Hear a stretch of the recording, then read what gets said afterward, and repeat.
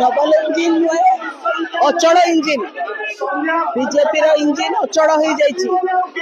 महिला माने संकट रे केवल विपद रे नुहंती असुरक्षित नुहंती आज संकट रे जे माँ भौणी मानन को दुष्कर्म तो अनेक बढ़ी जाइतिला ए बीजेपी सरकार रे किंतु जो बड़ी भाव रे जड़ा जाउची तांको एटा सभ्य समाज रे केबे भी ग्रहणीय नय एवं जो माने ग्राहम स्टेन्स को जड़ैतिले सेही माने फकीर मोहन कॉलेज स्टूडेंट को जड़ैचंती तांकर तदंत बे जगह हो नाही जे बड़ंगा झियो को जड़ेले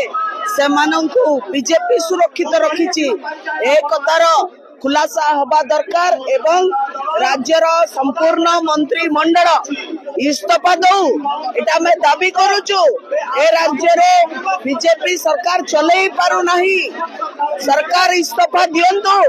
मोहन माझी समेत प्रभाती परिडा वगैरह समस्ते दलर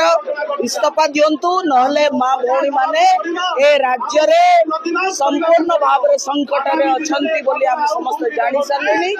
एवं ये सरकार महिला को सुरक्षा दबारे संपूर्ण भाव रे विफल अछि तांकर कोनोसी नैतिक दायित्व नाही शासन रे रही आज्ञा सरकार को बदे देखा जाऊ नाही